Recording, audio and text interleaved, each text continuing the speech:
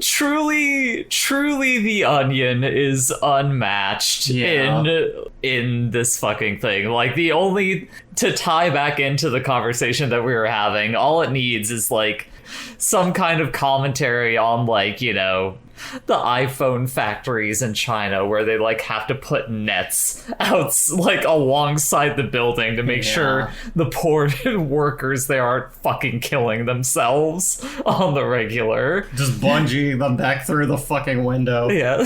Just like, truly, this shit is not fucking worth it. Yeah. It is suffering on all fucking fronts. I guess just what I'm saying is if they make it hard for you to talk to anyone in charge, it's an admission of guilt that they know their service sucks. That's it. Yes. Yeah. It is an admission of guilt, and also it is an admission of how self-fucking important they think they are, because they're like, no, we don't need to waste our fucking time talking to you. I like because you peasants. just listen to the stupid goddamn piece of shit. You've added more fucks into your talking. You just keep saying this fucking contagious. piece of fucking... I mean, it captures the pure ire that these things like bafflingly pull up out of us. Like, it's inexplicable how like just technology not working when it's supposed to be getting easier, just how vitriolic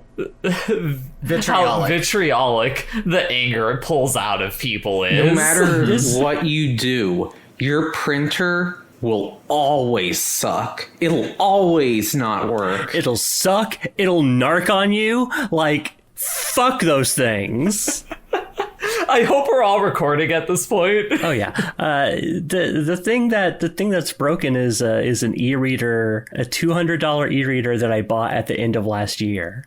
Just like e-ink in the works, and like it's already fucked. Oh, it's just God. like what a piece of crap. Yeah, I'm really thinking of just like smashing my phone at the end of the year and just like not interfacing with like an entire arm of technology that's ruining my life. But the thing that ends up becoming disgusting is then you try to look for dumb phones, and like all of those are either not actually dumb phones, or they are just absolute like pieces of shit that when you look at the reviews, people are like, no, this is just sketchy as shit. And some of them are like really expensive because they're coming into vogue.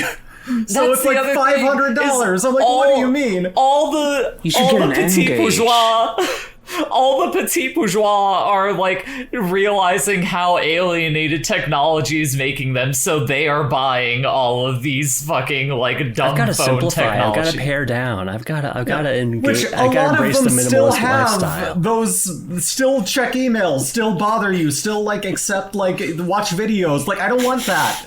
Give me a thing that, like, you know... Bree wants a phone where she can easily install Crazy Butt. She can text the number and get the Crazy Butt ringtone. Meanwhile, all of us who like have to use smartphones for one reason or another are just sitting here looking at dumb phones, like pulling our hair out, like we just don't want to have the suffer box at our I don't want something that's going to be misery into my eyeballs all day. Yeah. It's not minimalizing, it's not scaling down. I just want to stop having the horrors constantly on display. Yeah. Oh no, I horrors. can look up whatever I need on the computer. I don't need to have that in my hands. Oh god. It's like, it's completely insane. Get me a fucking CRT, get me like a fucking Nokia N-Gage. No, the Nokia N-Gage is too close to like where we are now. Like, it needs to be like a fucking old like flip phone. I want a sidekick. Like Give me a sidekick. Yeah. It's got a keyboard on it. Yeah. But why have a sidekick when you can side talk?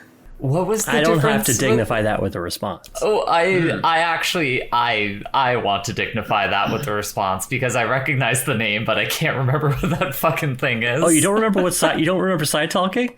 That's the whole thing with the N-Gage, is that they put it on the top of the thing, so you had to hold it to your head like a taco. Oh.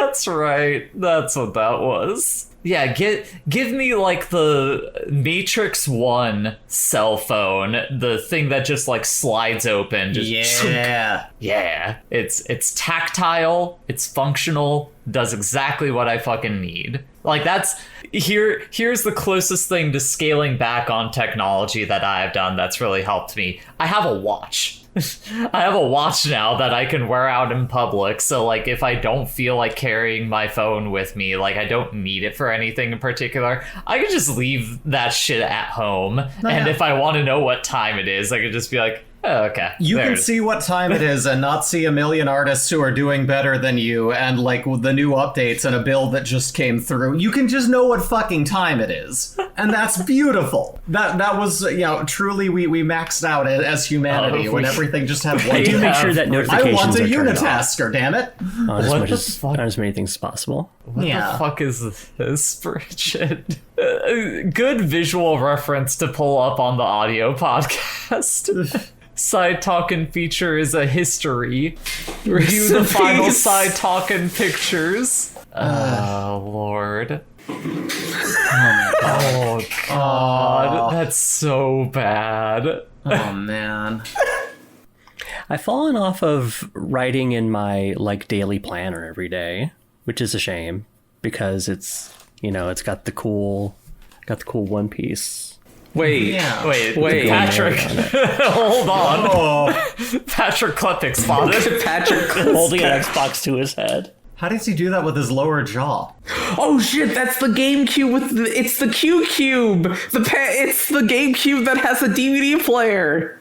Again, we're just fucking doing more visual things for this audio podcast. Yeah. God damn, fucking Discord is such a piece of shit. I can't stop watching it. It won't turn off. No, you're gonna have to listen. Again, technology's that bad. Gundam is side talking. Why is that GPA? Hi everyone, and welcome to Put It on the List. Howdy. Oh, I guess now that I've said that, we should clap. Yeah. Bridget, stop looking at side talking. It's time to clap. I figured out how to turn off the stream. Oh, good. Okay. Bridget. What? Yeah? Clap. We're gonna clap, Bridget. Yeah. We need your focus. Hey. I have ADHD too, but you gotta work with us here. What reviews connected by cast or crew, deciding the next film, that's the gist. Put it on the list. Okay. Hi, everyone. My name is Jay. My name is Brie.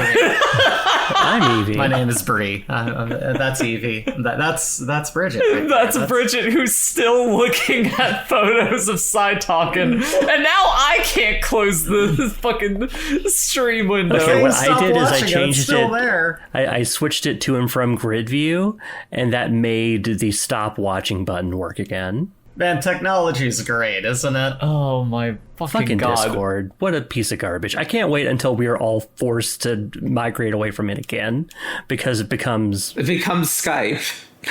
Yeah, We're going back. Again. We're going back to Ventrilo, baby. Let's do it. You better fucking believe it. We're going back to Ventrilo. Ventrilo chat rooms. We're gonna make this. We're gonna work. go to TeamSpeak. Hell yeah. Bridget, close the fucking Side Talkin' window. I would feel like Focus. I would Bridget, feel close more that shit. dated. I would feel more dated in my opinion. Side talking I don't in care. Box. It doesn't matter. Can't get a fucking word in edgewise. I would feel more dated for my responses to technology as an aging woman if it wasn't for the fact that younger people hate it as much as I Person do. has You know? love. Oh my lord. Is that Bridget? Is that Porter Robinson? It's just... Oh god. Close it! For the love of God, close it! Well, okay, let me just look at these last few side talkers. I'm old and I'm tired and I Work with like children.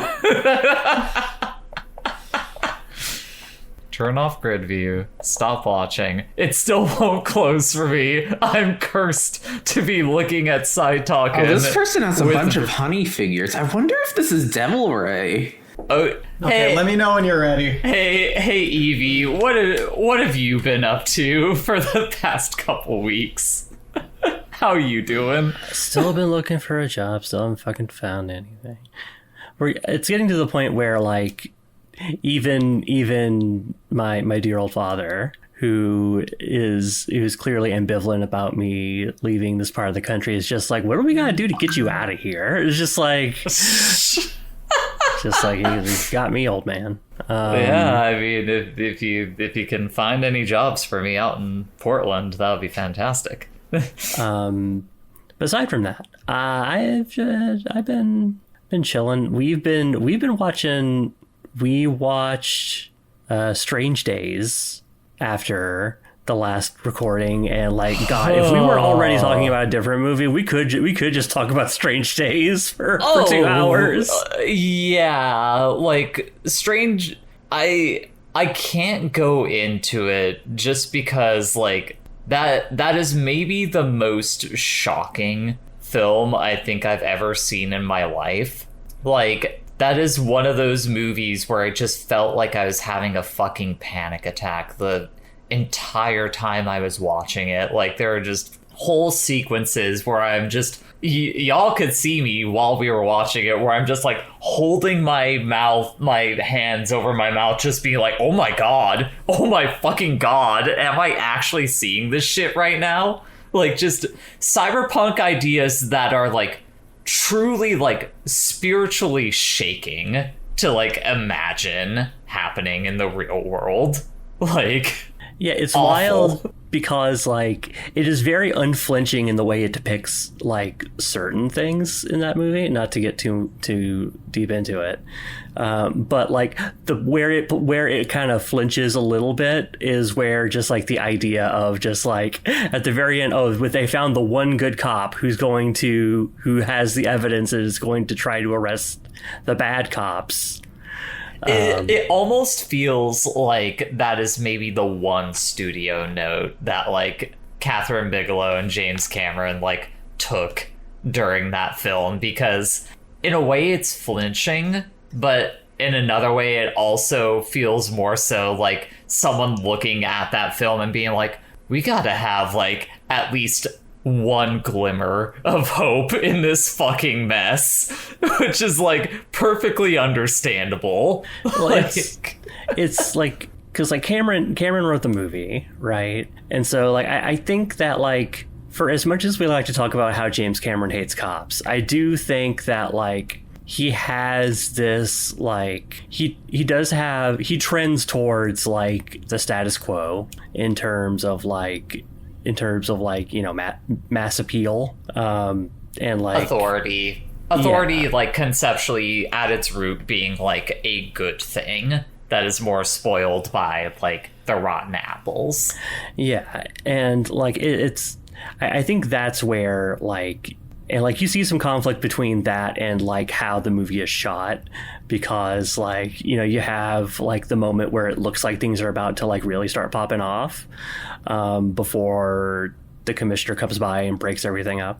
That tension is there, and that's interesting, but it does sort of like, it feels like it pulls the punch like right at the end just to make sure that there's like a good Hollywood ending for the film. Because the more unflinching version of that would be unfortunately so close to reality that you would leave that movie and just like be stuck looking at your shoes as you walk down the sidewalk, just like, oh. Yeah. And like that movie is made a couple of years after like all the stuff with Rodney King and the LA riots, so just like I can imagine, it's understandable why they would get cold feet about depicting like full on depicting like the city getting set on fire. Like, yeah, it's the city getting set on fire, and how a corrupt police force would respond to a black woman, you know, kind of trying to enact justice on the police force that is, you know, taken violent action against her community. Like, I also love that I was able to pick out the Fatboy Slim sample, like, as it was happening. Right here. She's like, Right now, here, now. right now. I'm like, wait a minute, that's where that's from. Yep. God, Angela Bassett's is so fucking good in that movie. She is amazing. She's so good.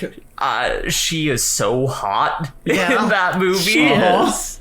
Like, Oh holy my shit. god. The biceps on that woman, just her overall vibe. Her in a Bench suit. me, mommy. Her in a fucking suit when she's like just doing her like driver gig in like the first chunk of that movie. Mwah. Beautiful. Lovely. Beautiful fucking Maybe woman. one of the hottest people ever put to film, I would say. Like it's amazing. Like, God, we could talk about strange. Like the thing I had forgotten about put it that on the movie. wheel. Just like Sorry, go ahead, Evie. I might do that. I might just make Strange Days my choice. But the thing, like, I had forgot. I knew that was a movie that was good and I liked it, but I didn't know how good it was. Just like, oh, this is actually one of the best movies I've ever seen. No, yeah, we finished that movie and I was like, I think this is now one of my new favorite movies of all time. Like, there's a power to that film that is difficult to put into words with everything that it puts on the screen and lays out for you. It's kind of fucking, like, incredibly wild how forward-thinking that film was. Anyways. Is that all you were wanting to touch on from the last couple weeks, Evie? I mean, yeah. Otherwise, just fucking gaming. Yeah. For sure. Brie, what you been up to? Just Getting lost in the woods. getting lost in the woods. Okay, I'll lightly address this. I've been a little bit stressed lately. Life is, as you know, in a state of so I was like, I'm gonna clear my mind. I'm gonna go for a walk. Something that you might not know if you're not a local to Portland, Forest Park is a massive expanse of forestry that is all connected by very, very long routes of trekking. I do a lot of nature walks, right? This one, I didn't realize quite how big it was, and I was an idiot. I rushed out the door and I forgot to bring water. Now, in the springtime, gorgeous place, lovely, very good. I can't wait to go back with people and with like resources. But running out and doing that to immediately escape my situation was a dumb idea, and I had to call for help on an emergency line, which was barely connecting on my phone from where I was, and I was pretty sure I was going to die of not having water. So that was fun.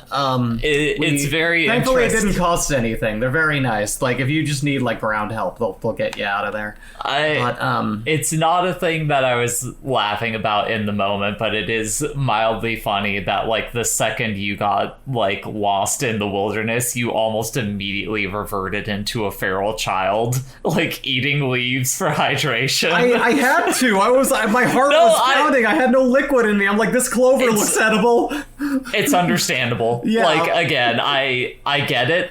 I totally get it. was It's scary. it's not meant to be a judgment call, but it's just very funny to imagine someone getting lost in the woods and like 5 seconds Five later seconds they're later, in like she's a dying. loincloth.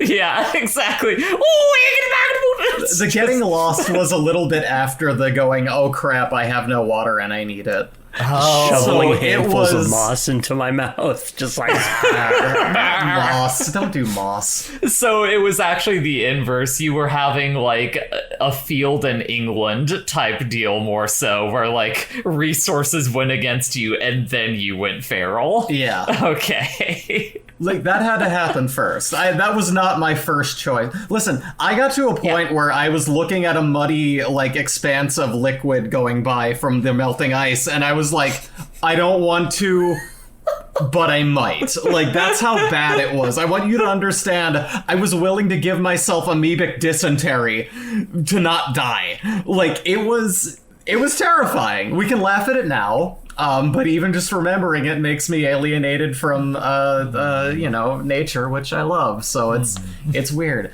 Anyway, I've been going to the gym a lot, which I think maybe added to my confidence of I can hike through here, no problem. It's harder. Nature is truly the great equalizer. It is. It really. I was thinking that, like, as I thought I was going to die, I was like, man, this is really what's going to kill me. Have you researched afterwards about which plants are safe to eat and have the most water should emergencies come up? I haven't. She did actually. Like I was later like, on that like evening. easy to mistake deadly plants that can kill you. Okay, none of them were that flower. Okay, good. We're good. I'm good. Yeah.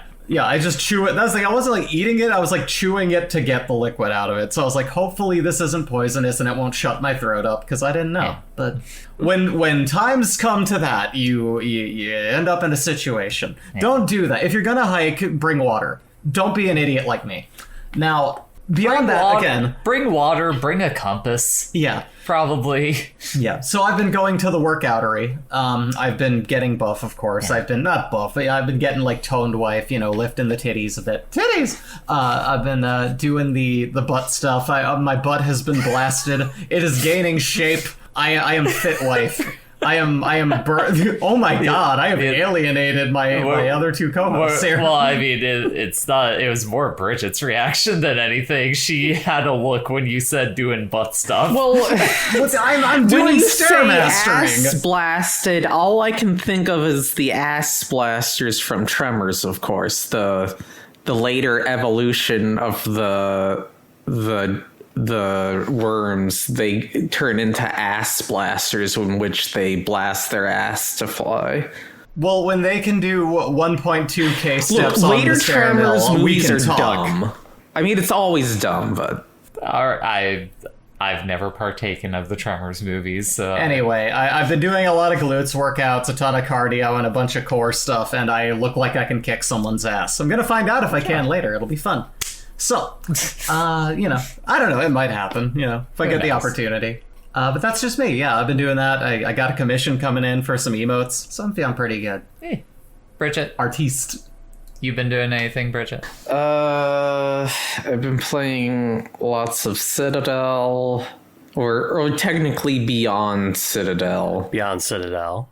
The Citadel is the prequel. Yeah, What's Citadel? I don't know. Citadel is a Doom-like.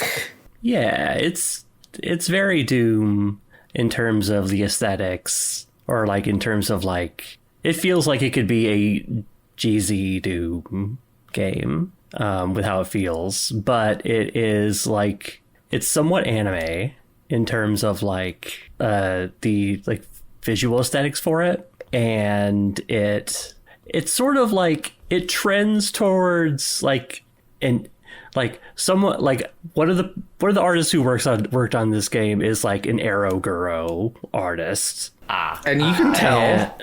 Yeah, you can tell. And it's also very interested in like just like it's not like Doom where you shoot your shotgun 200 times and you never have to reload it. Like it is very interested in like how many magazines do you have? How many bullets are in those magazines? Like if you don't have any magazines, you have to reload the one you have manually. Like you have to if you have the reloading for each gun is wholly unique to the gun, so you have to do each depending on its mechanics. Like for one, you have to insert the mag and then open the top, put the bullets in, close it, and then prime it. Is this like a newish game or is this an old game? Yeah, it came out in January. That's too realistic. I want fantasy. I want easy reload. Well, if you want to talk about like manual reload, I'll shoot something now, like in real life. But like, there's so much work. The way you kill things is extraordinarily graphic. Like it's super. And I think the thing that is like, oh, go ahead, Bridget. Like if you die and keep getting shot, you will see the insides of your body splatter. Whoa. Out. And that's awesome. That is kind of neat. Yeah, I think the thing that's interesting about that game is like even like the games that are like super like tactical, like realistic bullet physics and ballistics, they are typically not particularly interested in what do those things do to people. And I think it's neat that this game is interested in that, even if it is horny about it. Yeah, and that kind of makes me think about how car games don't let you destroy the car anymore, where it's like, if I'm going to do action-y flips and drive like a maniac, I understand here we don't want our brand to look like it can get in an accident, but that happens. That takes a whole element out of it that should be considered. Yeah, I was gonna ask, Bree, are you familiar with what eroguro is? Is that the thing that has to do with, like, gore? It's... like, gruesome stuff? Yes. Yeah, a little bit. Essentially, it's, like, erotic grotesque. Yeah, like, I mean, like, like Shintaro Kago. Yeah, Shintaro Kago, I love his stuff. So, yeah, absolutely. Okay. Yeah. Was just curious. His stuff taught me how to draw hands. Along with plenty of other things. I didn't learn how to draw those things. Some of that I don't want to, but I appreciate the art. Like, it's. But that sounds very interesting. Like, it is fascinating at an artistic level. Being like obsessed with the fine details of violence as it comes down to what violence looks like inflicted upon a person, and also the tools with which that violence is inflicted. Mm-hmm. Yeah, and like y'all know me, I've got a little bit of gun pervert in me. I think the way that they make guns fiddly in that game is interesting, and it's like it speaks to them as mechanical objects. Sometimes your guns jam, and you have to like keep trying to unjam the bullets. See, it's each funny weapon that also has a third mode of fire. It's funny that we're talking about violence so much, because the thing that I've been up to recently is I'm trying to get into reading again. And there's this one book that I've had for like probably a decade now at this point that I've tried to read. However, I'm very bad at reading, and the book is like a 700-page like tome of like social, like socio-political like thought experiment shit. The book is Rising Up and Rising Down, Some Thoughts on what is it? It's like Violence and Urgent Means by Richard Volman. And essentially it is a book that like is trying to create a moral calculus on when it is correct to like take violent action as like a self-defense for like various things that you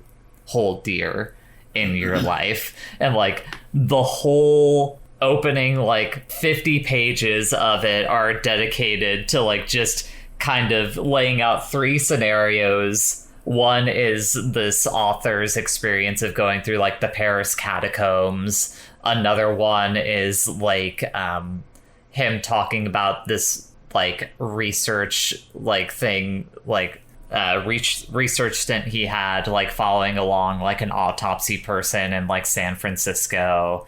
I can't remember what the third one is, but essentially these are like meant to just break down, get rid of all the fucking gloss that human beings generally try to put over the concept of like violence and death.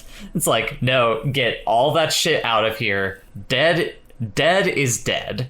The living can't tell you what death is like. The dead can't tell you what death is like. This is just what it is. And, you know, we're trying to get to the core of like, what is a justifiable instance in which you can enact violence to like defend yourself. And so it's a very stark read. Right now I'm reading through the chapter that's like about weapons and tools of violence. So they're like talking about like, you know, some people talk about, you know, chemical warfare, like it is the most humane way of like inflicting violence upon people. Meanwhile, you have like the birds in the sky that are just like haphazardly dying in World War II because of like the new chemical weapons that they're throwing out there. Non-combatants just getting killed because of like how wide of a berth this implement of violence like takes.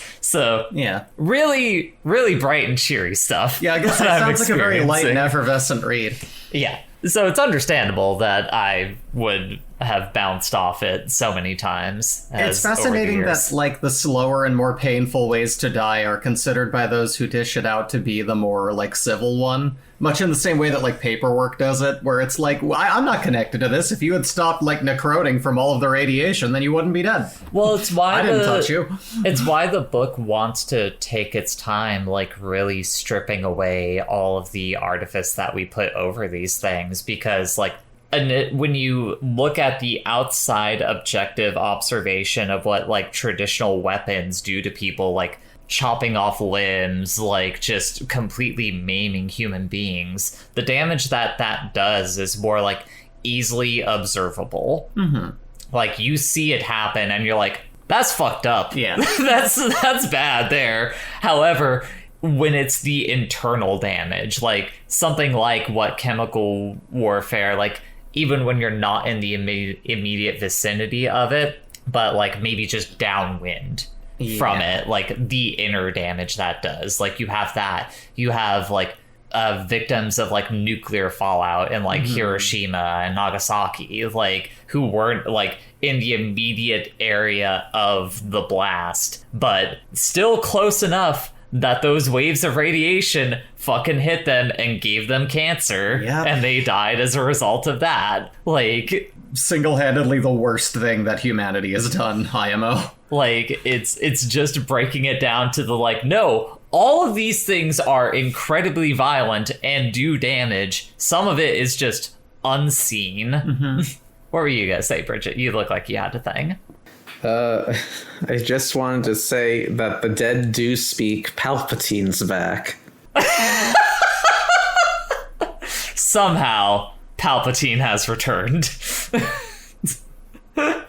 That's the cheery thing that I've been up to. I also played like the first 30 minutes of Little Goody Two Shoes last night, but I'm like so not in to the depths of that game yet that I don't feel like I have anything worthwhile to say about it aside from like the aesthetic of that game. It is adorable. Yeah. It's fucking on point. Yeah. Good. You fit like storybook paintings into like 90s anime, and it's so cute. Like I love the music is joyous. Like the closest thing to a complaint I have about it is that it's laying that stuff on so fucking thick that like you can tell that this is the facade. Yeah, the turn is gonna happen. Sure, there's gonna be a rug pull. But yeah, that's generally what I've been up to. I guess I forgot to state what the point of this podcast is. You did. We're a movie podcast. Yeah, we are, believe it or not.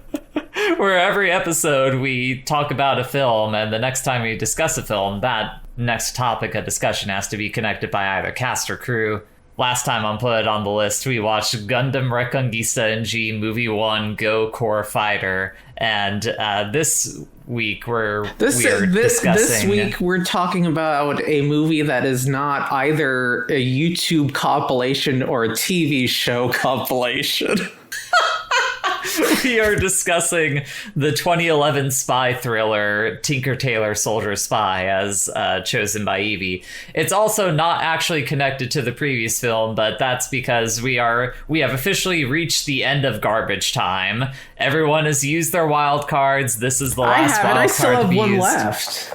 It doesn't carry over. Whatever. Now, however, before we usually discuss the movie, we catch up with one another as we have been, and also we take some icebreaker questions. We take your questions. We're listening to you. So you can find us at putitonthelist.bsky.social. You could send us emails at wifecitygaming@gmail.com. You could find us wherever major podcasts are sold, and also on YouTube at Wife City Productions on YouTube, which actually, I just realized we've started getting comments on our episodes from from a new viewer. We've done an entire season now. We're official. Look at us. From a new viewer who recently started listening to us from the beginning. So let me briefly pull those up as I stall for time. We have here from all of these comments on the YouTube videos are from Radioactive 99. Radioactive 99, thank you for listening. Radio Inactive. Sorry, I got your name wrong. My apologies. Wow, Jay. To our guest. Starting from episode 1, where we discussed Mulholland Drive, even though it took 26 minutes to get to the movie, I didn't really mind, LOL. The banter was super funny. I don't watch a lot of movies, and when I do, they aren't usually the thinky type of film, so I really appreciate y'all doing a little bit of analysis. I doubt I would have understood it otherwise, LOL. Thank you for the comment. Also, there. I very much was the same. I needed Jay to explain that film to me the 2 times I watched it. On our Babe, Pig in the City episode. Firstly, thank you for bringing this movie to my attention. My life is better for it. Secondly, thank you for talking about it so that I know I didn't just hallucinate it. Watching it made me feel as if I had entered unreality. I now desperately need every other person in the world to watch this movie, starting with my immediate social circle. I forget how I learned about that film, but that was because of me. I showed you that movie. No, I don't... Did you? Really? Yes! I randomly put that movie on, and I was watching it, and we watched it together, and I pointed out dropping it, like telling y'all you're not ready for this, like no one knew. I mean, maybe it was just they didn't know, so I was like, it was that might have been it. Is that Evie and Bridget did not know. What a fucking insane film. I mean, you watched it. You logged it and said you watched it.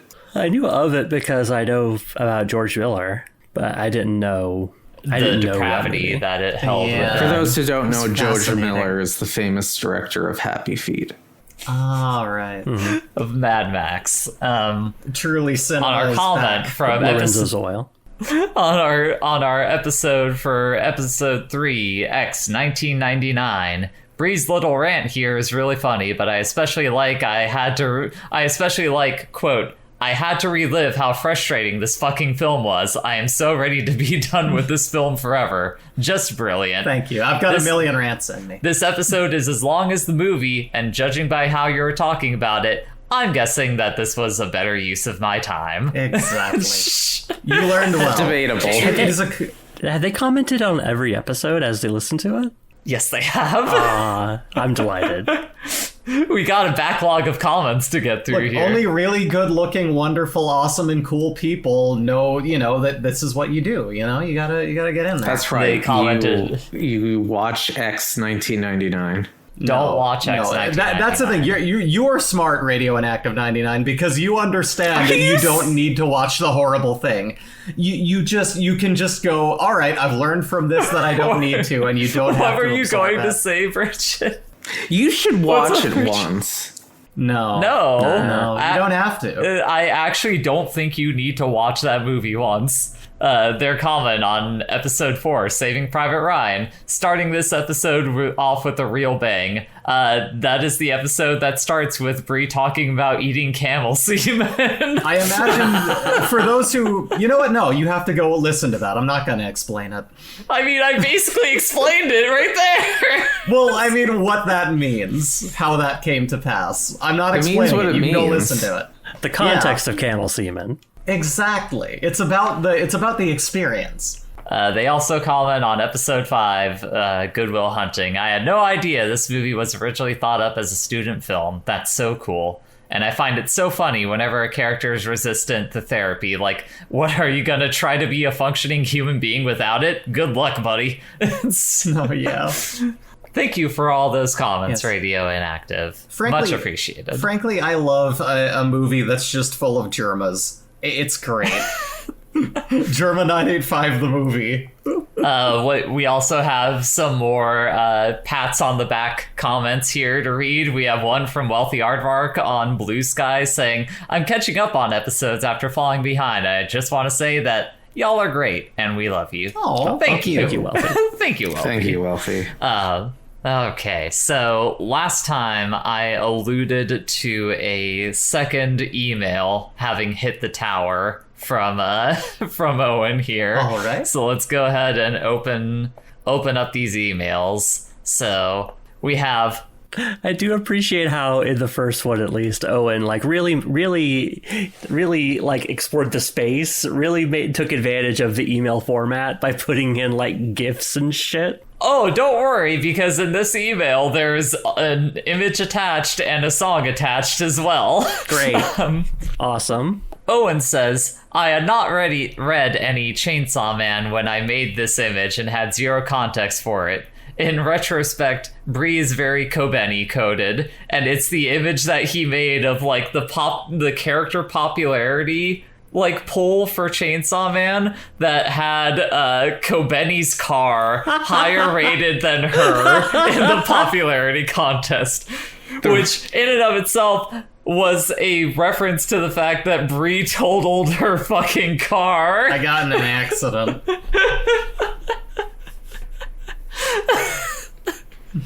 It says Bree Wife City's car, 7th place, Bree Wife City in 8th place. And you know, she is. Bree, you are kind of Kobeni coded a little bit. I'm the 8th most liked in this group of Not so much Congratulations, that. More Bree, that your car is rated higher than... More so, Bree, that you are a deeply manic person who I agree with that. Who has fits of like berserker rage within her. And also play DDR. Yes, that's actually very true. Oh shit. That's true. In this email, Owen goes on to say, my library uses a music sharing service that keeps recommending me anime opening and ending themes. It also shares playlists with other libraries, including a 72-track anime playlist from the Calgary Library Service. But unfortunately, I recognize only about a dozen tracks on the list because I lost track of current anime about 15 years ago. Unfortunately, I can't recommend the service despite it being free because it is severely lacking in Oingo Boingo content. If you're not gonna have like Dead Man's Party or Who Do You Want to Be Today on there, like I'm not here for it. I need me my Oingo Boingo content. He then also attached the opening theme song to Chainsaw Man. Nice. Which, I mean, that song's a fucking banger. That's a good ass song. It'll never not be great. And then we have a follow-up email here from Owen where he hey, Evie, remember last time how you avoided talking about the Aldi deals going on because you knew it was a trap? Guess what? It was in fact a trap. Because Owen says an email with no subject saying, it's euro. It's been euro since 2002. The pound is what they use in the UK. Look at it. Sends multiple of the euro symbols. It's a stylized E for euro. More of the euro symbol. Wasn't I right about that? I think I called it euro. I don't remember. It doesn't matter. I'm very worldly. I call him gyro. Owen knows that isn't true. However, Owen follows this up by saying, follows it up by saying, the small unit is called the cent, though. You were right about that. Oh, Okay, great. See, that I didn't know, so I learned something today. And then links attaches to this email Pink Floyd's song Money. So thank you for that, Owen. I like the reggae version of that where instead of like, you know, like the cash register and the ka-chink of coins, you hear just like lighting a bong and like blowing it in like the bubbles. And it's like, it's a really good cover. Like it's a solid cover, but it has that funny intro. And I really appreciate that. I gotta look up who that is. If you know, you know. And then kind of tying into the topic of discussion today, a couple comments from Owen. One of them being, they should have made me chairman of the USSR. Fuck Gorbachev, I could have kept it together. Owen is built different. No, I don't doubt it. And then asking, fuck, marry, kill, Tinker, Tailor, Soldier. Oh man, I would marry the tailor because that's endless clothes. Like you've got someone who can get you that fitted shit. You bring home like a slightly oversized thing, you can get that like to your exact measurement. Tailor is Colin Firth, right? Yeah, Taylor's Colin Firth. Tinker is Toby Jones. Definitely fuck Tailor, like for sure. Colin Firth is a handsome man objectively. You said Tinker was Toby Jones, in which case, I'm sorry, Toby Jones. you're getting killed. Yeah, but Soldier is Roy Bland, who is like the very long-faced man. I would say kill Soldier because a soldier is putting themselves in death's way by choice. Like he was the guy who's like mega sexist. Yeah, that too. So like obviously, it makes it easy. I mean, I guess maybe you fuck. How about you fuck Soldier, because that at the very least is one and done. You marry Tailor, and then you kill Tinker. I think that might be my choice there. I knew a guy named Tinker who was a family friend, so that might make it weird for me. What was that, Bridget? Unless it's a farm. I don't get the reference. That's the end of Meet the Soldier from Team Fortress 2. Oh, okay. Anyone else? What are your? I don't know. These are all cops. I don't care about them. Yeah, that's the thing. These are all fans. Well, one of them isn't, which we'll find out the mystery of that. He's not very alert. Well, I mean, he's a cop in a different land. That's true. He's just a cop for somebody else, which is still a cop. Would you classify the mole as a cop? I don't feel like you classify the mole as a cop because all he's doing is just passing off information. Well, I guess he by his nature, he's a saboteur. Yeah. I don't know. He's in cop's clothing. Am I the only one that has? I mean, I would marry Taylor because Colin Firth is very handsome. I don't know. I would pity fuck Tinker and kill Soldier. Wow. It's like an ugly dog syndrome with Tinker. Like, you just kind of feel bad for him. You're like, oh you're kind of cute in how awful you look. Just like, oh, you're typecast into being just like disgusting rat men. Yeah. And just like it's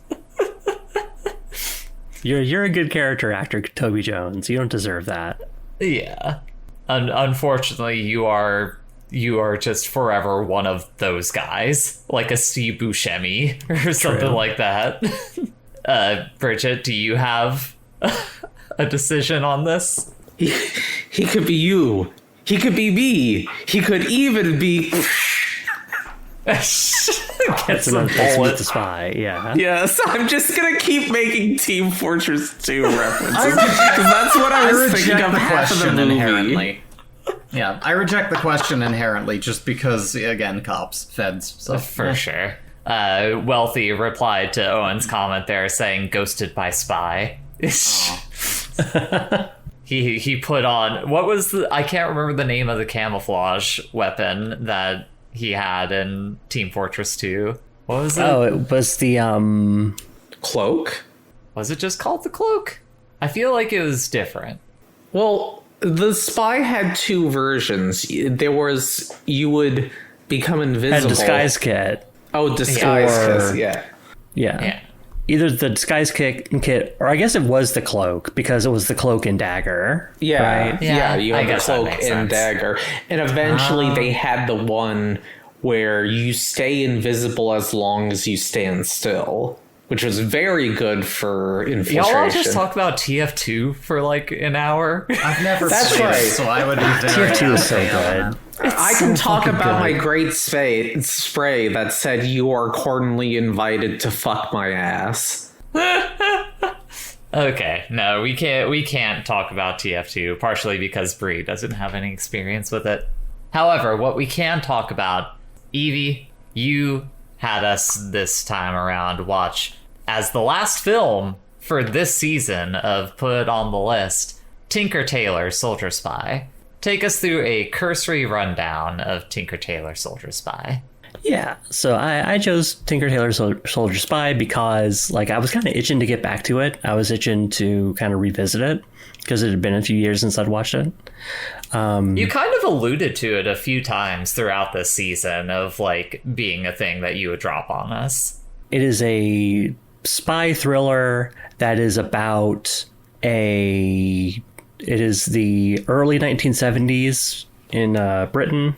The head of the circus, which is like this fictionalized version of the British intelligence agency, like MI5. MI6. Well, there are two. There's MI5 and MI6. Anyway, the head of the circus, Control, realizes that there is a mole at the highest levels of the circus and begins an investigation of it, but is unfortunately fired and then subsequently dies before he's able to figure it out. And so it falls on his sort of ally in the office, George Smiley, played by Gary Oldman, who is fired at the same time, but still has enough connections and has allies still within the service to figure out who the mole is. And as the investigation unfolds, you see like a series of like flashbacks and like entanglements that sort of map out what's going on kind of surrounding this thing. It's funny to me that, like, it seems like Smiley was only fired in so much that he's, like, not legally on the payroll of the circus, because from, like, the very beginning, he's still just, like, sitting in on the meetings with, like, the upper echelon of the group and everything. He's still just kind of there. Like, he knows too much. Like, it's very odd. Yeah, eventually he doesn't really go back. And like he ends up like meeting with people kind of outside of it. But like it's one of those things where he's like even if he's not like employed there anymore, like he's still in the periphery. And like remember, he has to have Peter go in and do stuff when like inside of like the actual building, but he's clearly like still embedded in that whole ecosystem. Yeah, it's odd in that sense. I feel like this is a difficult movie, at least for me, to talk about, just because I feel like all of the things it's very much a movie that is a lot of like disparate pieces, and I kind of mentioned this immediately after watching it. That's a lot of disparate pieces that I don't have much to say about individually. It's more about how it all fucking like comes together as a big picture thing, as opposed to like a beat by beat like story that you are progressing through. Yeah, it's very odd in that sense. It's a big cork board with a bunch of bits connected by red string, and like it just shows different parts of the cork board to you over the course of the runtime.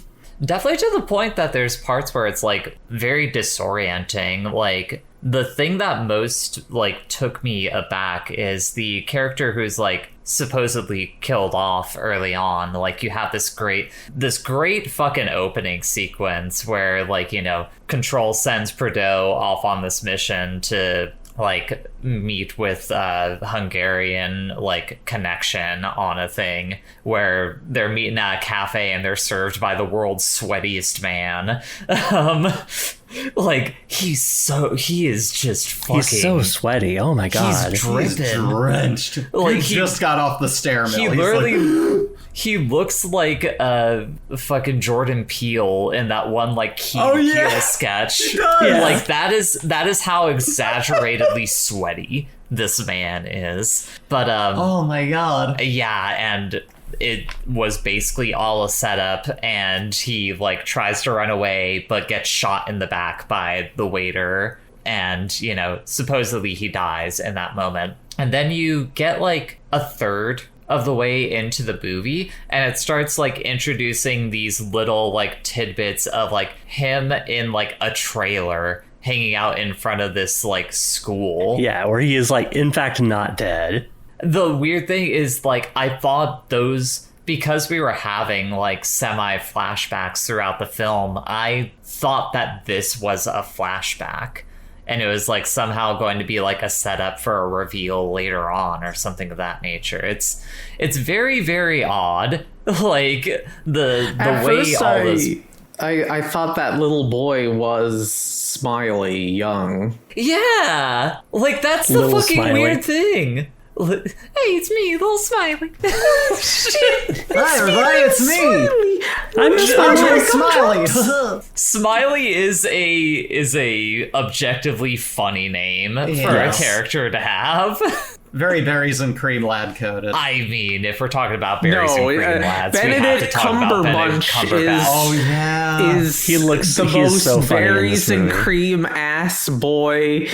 Seeing him in that hair is His wig is hilarious. terrible. Holy It's shit! the worst. I suspect that isn't a wig. If that's I not a think wig, that- The hair and makeup did him dirty. Well, it's also Yeah, just he like, sure I don't did know, it people for had the bad gram, hair my in the God. 70s. yeah, Yeah. that's None of the more other of a- characters He's look a as victim of the bad. times. as what he looks. Yeah. Bolorama on that head. Anyway, but yeah, like the whole thing with Prido, who's played by Mark Strong in this movie, who's another one of those guys. Like I thought his performance is like really good. Oh, this movie is filled with like phenomenal like performances all around. Like I'll let you finish your thing, but there's the thing I want to read afterwards while we're on the topic. Yeah. Well, the whole thing with Prido is like ends up being like a central point of the movie, or a central, like, it's one of the things that the investigation sort of hangs around, because he was sent on this mission and it's like unsanctioned, essentially, by a Hungarian general who wanted to defect. Like it's called an offer of service, but we don't really get an indication of what that means until later in the movie. But it turns out it was just like a setup the whole time.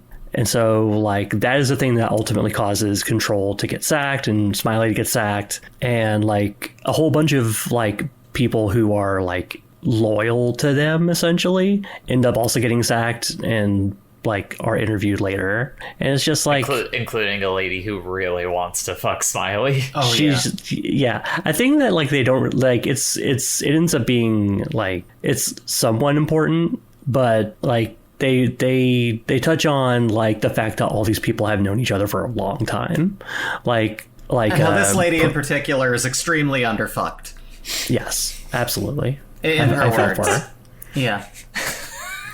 And yeah, I mean, to be Prido- fair, so is his wife. No, his wife is no longer. His wife is getting Originally, I'm just adequately saying, he has a history of underfucking. We'll get into Smiley's relationship with his wife and how I feel about that.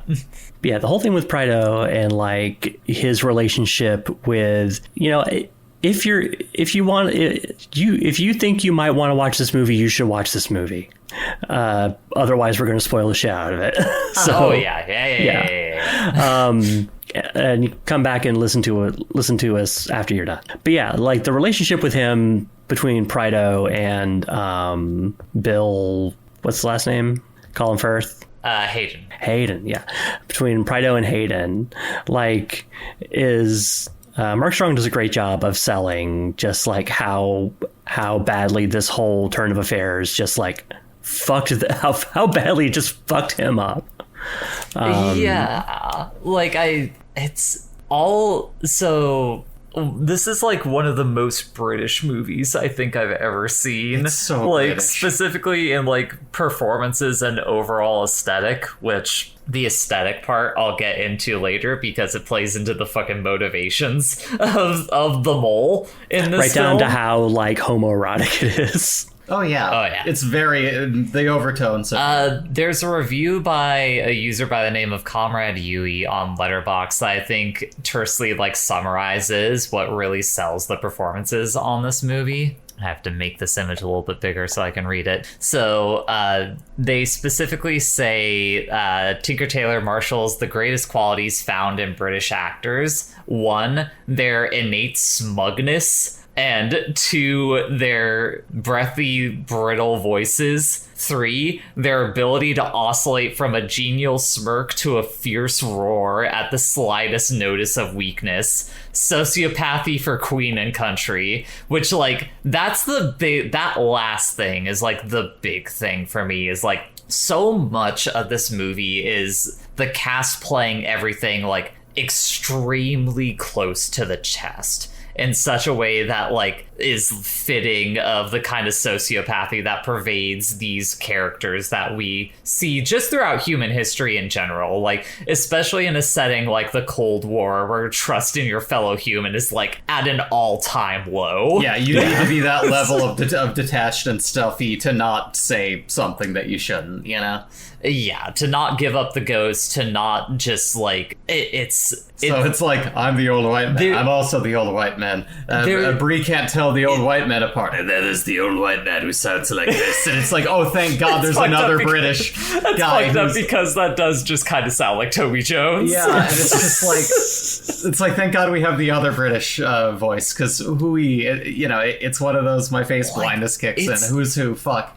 It's a deeply cold movie. Yeah. Like, a deeply Cold War movie. It's very aesthetically pleasing. Like, I'll say the cinematography is very smooth and almost cozy in a way, even though it is so kind of, like, rigid. We'll get into my feelings on the aesthetic of the movie later on, sure. Because that's the thing that because the aesthetics of this film tie into the motivations of the mole, like, a lot of my feelings on the aesthetics of this film are, like, tied up in, like, what everything ends up meaning to me in this movie by the end of it. All right, we'll put a pen so on like it. And Brie mentioned the cinematography. It's worth mentioning that the director of this film, before this, he directed Let the Right One In, which is a great movie. After this, he kind of didn't direct much. He did The Snowman, which has been heavily memed on. Yep. Now, the cinematographer... Yeah, we had all the clues. The cinematographer is really interesting because he worked with the director on Let the Right One In. And after this, he goes on to, like, do a bunch of work with, like, Christopher Nolan. Like, he worked on, like, just, like, basically every other film Christopher Nolan made. Just, like, worked on Dunkirk, worked on Oppenheimer, just, like, all this stuff. He also was the cinematographer for Nope. Yeah. I kind of see it. Yeah, and so he's done a lot of really cool work, and I think he does a lot of really the shots in this movie are like they sell the vibe. No, yeah. Oh yeah, 100%. It's the aesthetic of this movie. I have things that I want to hold off on, but the overall vibe of this movie, I think, is like is fucking tight. Yeah. Like, you get that, like, opening scene, and then that opening credits sequence of, like, Smiley just going about his day while that, like, nice cool jazz is playing, just kind of, like, lulling you into those routines of everything. It just gets you in that fucking mood for something like this. Yeah, it really rips you in. A thing that's, like, really, because, like, this is this is based on a novel by John le Carre, and his novels are, like, historically, like, they're considered to be, like, extremely dense. If this seemed like a movie that had, like, a bunch of just, like, shit going on, or, like, not necessarily shit going on constantly, but, like, it feels like it's constantly telling you things, then, like, the books are also extremely that. And something that the screenwriters who adapted the book are were like a married couple, and unfortunately, the film is dedicated to one of them, Bridget O'Connor, who passed away from breast cancer before it was released. But something that they said about adapting it is that the novels are about the flow of information and, like, what information is available to the reader at any given time. And so, like, harnessing that in a film, I can't imagine how difficult that was. Like, both in terms of, like, adapting it on the page and also, like, filming it in such a way where, like, it sort of, like, sniffs of that. It's interesting to consider that idea because I think they kind of flip that dynamic 100% on its head, whereas like the way that you're describing the book sounds like it's just like constant flow of information and it's about like picking out the right pieces, like kind of how we were talking about before. Like this movie feels like you are presented with all the pieces, it's just you're having to like tie, like it's not even so much that like you are watching the red strings, it's like you as the viewer are the one who has to like actively tie those strings together from each piece on the corkboard. And like that's something that fascinated me so much in reflecting on this movie. Is I don't know if it was a movie I enjoyed the process of watching so much as I enjoyed the process of thinking about as I was going through it. Is in some ways it kind of translates the feeling of reading a novel in a way that I've never really thought about before in that sense, because when what you're doing as you are reading is you are ideally visualizing and thinking about the words on the page that are being presented to you. And like I think the movie does a good job of kind of like bringing that interaction with fiction to the screen. Yeah, Umineko enjoyers in the audience. Like, it is very much a movie that rewards you for thinking about it as you watch it and, like, trying to sort of solve the mystery as you're going through it. Now, granted, the mystery is spoiled a little bit by the fact that one of the suspects is just played by Colin Firth, and, like, there's no way that, like, they're gonna, like, cast Colin Firth and have him not be the bad guy. Like...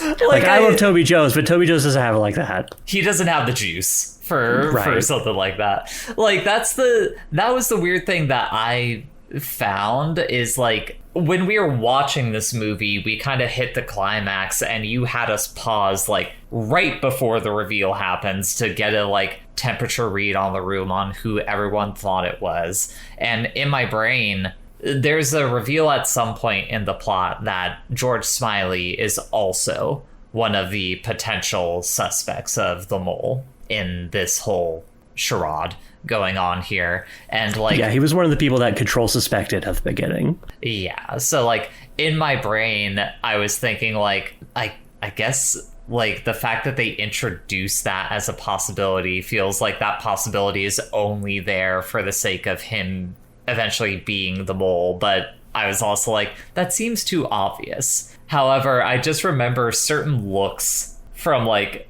Firth throughout the film where I'm like, this fucking guy, it's this fucking guy. Yeah, like it's gotta be this yeah. It's like, a very he's shifty, and they straight up say that, you know, he gains information he shouldn't have. Yes. Yeah. It's a very interesting experience. The thing about Smiley being like the moment where they find that Smiley is like also on the list of suspects that Control had was like that ends up being like kind of a character moment for Smiley, where he like after they show that, the camera like kind of cuts back to Oldman and you can kind of see a little bit of like, oh, my dead friend didn't trust me. Like he thought I could be capable of doing this. And frankly, when you consider some of the things that Smiley does throughout this movie, you see how like that's not unfounded. Reasonable thing to come to, yeah. But to kind of cycle back to the cinematography discussion, I love how so much of this movie has like a fucking voyeurism to its cinematography. But it's specifically like two sides of the voyeurism coin, because like in the first half, I feel like that movie is very much about like kind of putting you in the shoes of like the protagonists in this movie to make you feel like eyes are on you. Like that opening sequence with Prideaux is a perfect example of that. Like him sitting at that cafe and just everyone on the fucking streets are just looking at him. Like, they know that something is going to happen in this moment here. And I'm not having a like face blindness moment. Smiley is also there. He's the old man that's like reading a newspaper, right? Mm-mm. No. Okay. Smiley's That dude just looks a lot like Gary Oldman in that moment to me. There's a guy that's like behind Prideaux's connection that's like reading a newspaper. He has those same like big glasses that Smiley has. And I was like, is that Gary Oldman back there? Welcome to the face blindness club. Yeah. But yeah, it does a great job of putting... Oh, sorry, go ahead. I mean, I was just going to expand on it more, and that, like, yeah, a lot of the beginning of the movie is kind of that feeling of being watched, and then you hit the back half of the movie, and there's so many shots of, like, the characters through open windows. And like in the distance where you feel like you are the person looking in on them and spying on them. Yeah. Like kind of giving you that Cold War dynamic through the cinematography. So what you're saying is this movie for fucking perverts who like to look at things and watch their wives be cucked. They are. Everyone in this movie is kind of a pervert. Yeah. I think there is very intentionally like or prevert if you prefer. Yeah. There is like a level of like sociopathy and like perversion to this movie that I think is like very much intentional. Like I don't know how intentional it is, but again, it's stuff that like more connects into my overall thoughts of the movie that I keep alluding to. Like that's what I wrote the most about on this movie. What do we want to talk about next with the movie? Like, do we want to talk about like the matter-of-fact nature of violence in this movie? Like, yeah, it just kind of happens. No, yeah, I was just telling Jay this morning as I was thinking on this, that scene initially at the cafe, I love the way that's shot. We've seen a lot of kind of action movie sort of directed things. It's good to just see violence as it is. Sometimes you just get murked in the street and your face hits a puddle. You know, it's a very immediate and matter-of-fact thing how, like, that violence took place, especially these, like, plotted ones where it's like, yep,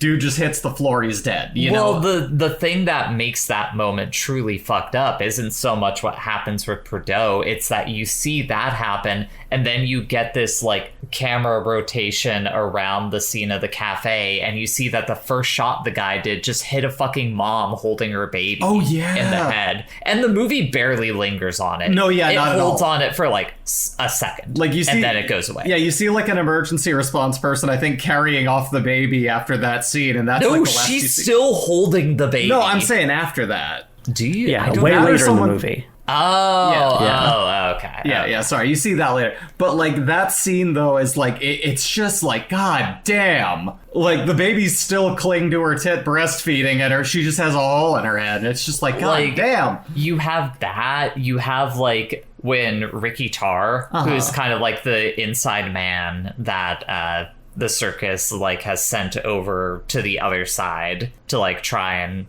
get information. Like there's a certain point where he's like he sees the aftermath of like 2 assassinations on like some connections that he had there, and it's fucking disgusting. Like dude graphically throat slit like another dude who's had like his guts pulled out of him in a bathtub. Oh yeah. And again, the movie barely lingers on it. It's just kind of like, there it is. Yep. They did those guys, and I couldn't have done it better myself. And it's like, it's all the words he spends on it. And like the cafe scene, like the way that it builds to that violence is very good, because like Prideaux like starts to get a bad feeling. You could tell, like you could just feel the bad feeling that he's getting. The vibes are fucked.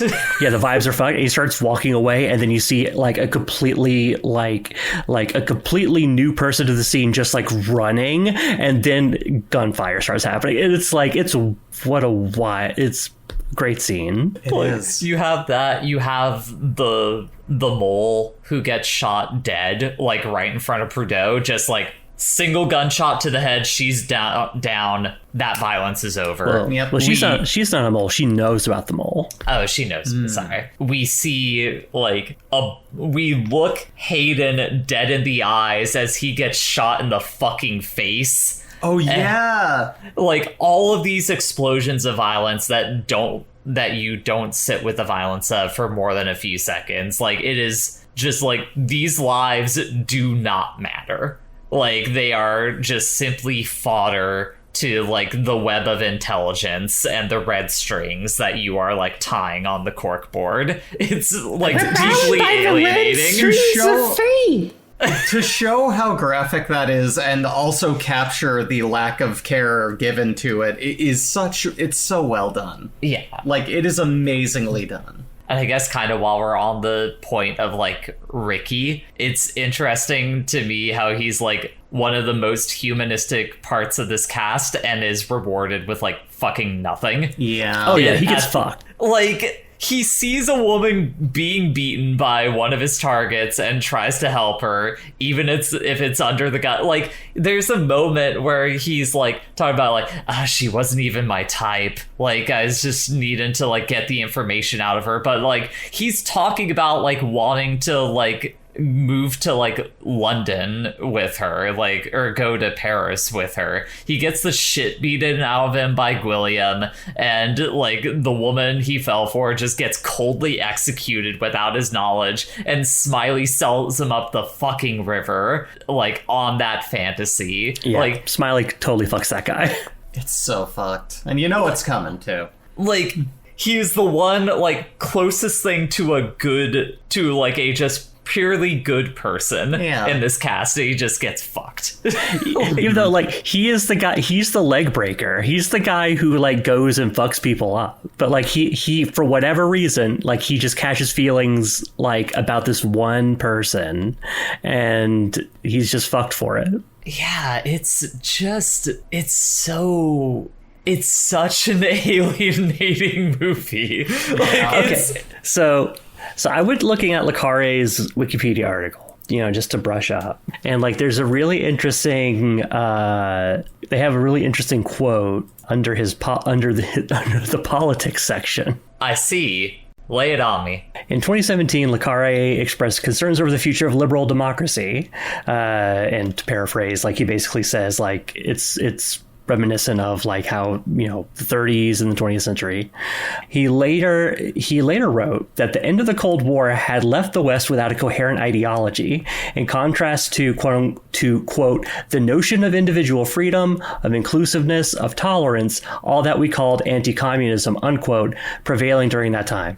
Now, having watched this fucking movie, that's fucking wild to me, because, like, it definitely seems like there's, like, the disdain, like, or just, like, utter indifference towards human life, like, is just shot through this movie, like, and just, like, it's a movie that almost feels like it agrees with Hayden at the end of it, like the motivation, like, at the end, or like, at least views him as, like, having a valid motivation, like, because, like, I think about the scene where Smiley talks about meeting Carla, and, like, the pitch that he gives him, and the way he says, just, like, you should also, we're the same, and, like, maybe you can acknowledge that there's just, like, nothing to either of our systems that is worth anything. And it's like, it exposes, like, Smiley's worldview as just like, it's the ideology of just, like, pure power. Pure institutional power is, like, and maintaining it is kind of the only thing at the end of the day. Like, one could draw connections to the current scenario here. Like, that is a very true thing. And, like, you put that next to just the scene where it's just, like, the whole office ironically singing along to the Red Anthem. Yes. It's just like, It's just like, oh, y'all don't believe in anything. Like, it's a very end of Animal Farm. They're nihilists, Donnie. They don't believe in anything. Like, for the people who have not read Animal Farm, like, the end of that movie is the, like, Stalinistic regime that's been set up by the pigs, like, now, like, meeting with the pure capitalist, like, humans in, like, a dining hall, and, like, the peasant farm animals, like, looking in on that, and, like, just seeing, like, that they're unable to tell the difference. Yeah, the two of them have become interchangeable. Yeah, they couldn't tell the difference between either one. Yeah. And yeah, it's very much that kind of moment in that film where it's just like, oh, y'all are, like, ironically singing along with this, but you still know the lyrics to this thing. What does that say exactly here? Yeah. Going back to, like, the scene where Smiley's talking about Carla, like, he says, oh, well, Carla's a zealot. Carla's a fanatic. But is Carla a fanatic, or does he have just, like, something resembling just, like, does he have, like, any sort of ideology, like, versus just, like, whatever it takes to continue to, you know, to maintain the empire, perpetuate state power, like, in the form that it exists in Britain at the time? Well, like, I'm really glad that you pointed out this scene in particular, because I think it's also extremely reflective of both the movie's viewpoint of, like, the movie's indifference towards human life, and also, like, Smiley's ideology, because William asks him, like, oh, do you remember what he looks like? And Smiley's just like, no, I can't remember his face. And it's just like, why the fuck would you not remember his face? Like, this seems like a very important person for you to remember, like, what they look like. I mean, at the time, he was just another guy. He was just another guy who was just like, they were either going to recruit him or he was going to die. Yeah. Like, yeah. And it's just, like, points even more towards that callousness towards your, like, fellow human beings, that face is just, like, lost to what you are striving to maintain. Just another target. Like, it's fucked. It's so fucked up. And also just, like, the weird me. That's a Go-Go 13 reference for the people who don't get it. But yeah, like, and also just, like, the movie does a lot of things where it's just like, it's clear that, like, Carla and Smiley have, or, like, Smiley believes that he and Carla have this sort of connection with each other. You know, because, like, Carla still has, like, the lighter that Smiley left with him. Yes. The gift from his wife. Yeah, the gift from his wife is just like yet another way that he's being cucked in this movie. Yeah, that may have sounded like that I was like really like John Le Carre didn't know what the fuck he was talking about. I think it was just like, this is such a story that is like it really, I think it does have a lot to say, like something that is like there's just so much going on in this thing, and it is just it's a fascinating story. It kind of allows me to transition into, like, one of my next talking points, which is kind of like cycling back into, like, the red string conspiracy board feeling of the film. Like, I spent so much of the first half of this film not necessarily, like, detached or unengaged by it, but more so unsure on how everything I was seeing was meant to be connected. Like, there's just an overall air of anxiety and suspicion to everything, but it doesn't feel like anything material. Like, it is literally like a specter haunting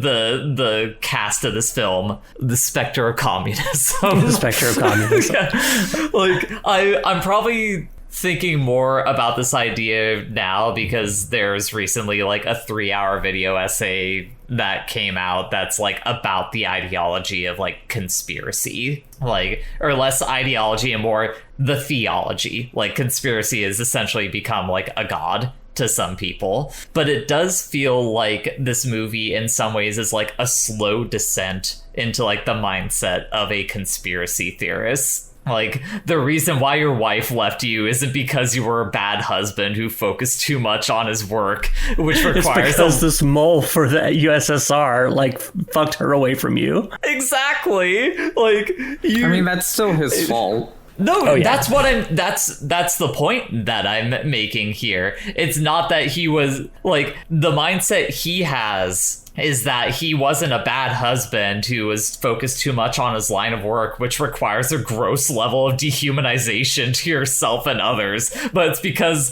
the guy who's the Soviet mole in your organization is also fucking your wife and was specifically doing so because it would relieve the suspicion of him being a mole. Also, not only that, but as soon as that mole dies in the movie, your wife comes back to you. The conspiracy vindicated. Like, it all comes together to, like, feel that red string corkboard.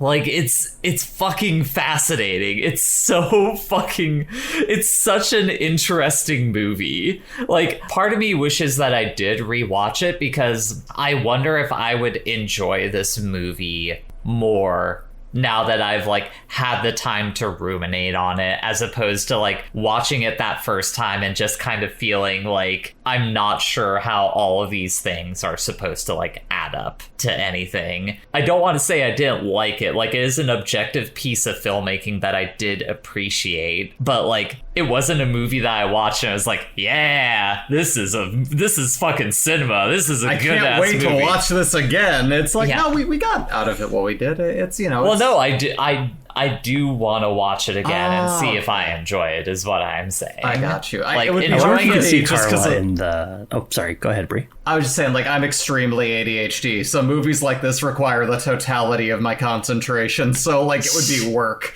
to go through it again.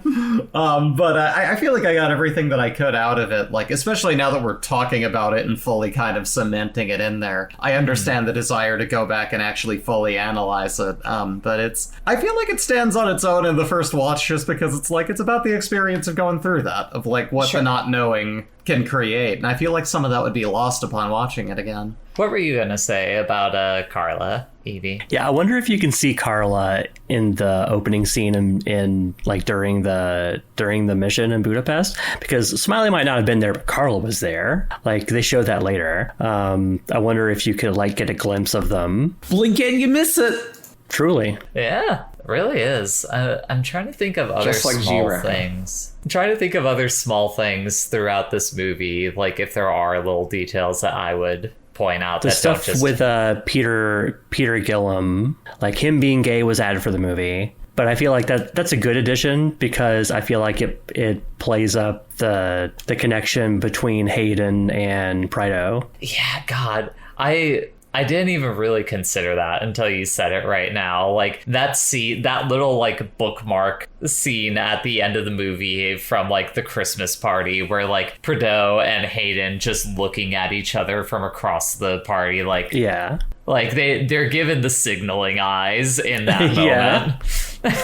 And just, like, the picture that, like, they keep cutting to of just, like, the two of them broing out back in their old school days. Just, like, it definitely, like, suggests that they were lovers in the past. You'd think an entire spy network maybe wouldn't be all about fucking your coworkers, both figuratively and literally. Listen, when you're as, like, detached from, like, your humanity as a person probably has to be in counterintelligence, those are, like, the closest thing you have to other human beings that can empathize with you. And so, like, that would be my argument. Already the desire to want to know everything about everything out of paranoia might lead you to a particular perversion of just needing to be as, like, physically involved with someone as you can be. Yeah. I could see the intrigue in that. I love that moment with Willem, like, after he's done his, like, little, like heist of, like, trying to get the information from the circus, where, like, he had someone call call that phone line while he was in the thing so he could sneakily get that paper. And, you know, there's this musical cue going on, and like there's something on the radio with the mechanic as he's talking to him. And then he passes by one of the potential moles in the staircase afterwards, and that guy is humming the song. And like you just have that realization of Gwillem's face of like, like, yeah, oh god, it was Soldier. Yeah. Like just the way that information, like it really helps hammer down like not just how sensitive all that information is and how easy it is to get it, but just how quick it can happen too. Like that is literally minutes after that conversation and someone at the top is already like coming along to it. Now it's potential it was just coincidence, but it's enough to still spark the anxiety in the brain. Just like, have you heard this little jaunty tune? It's a little thing that goes like this.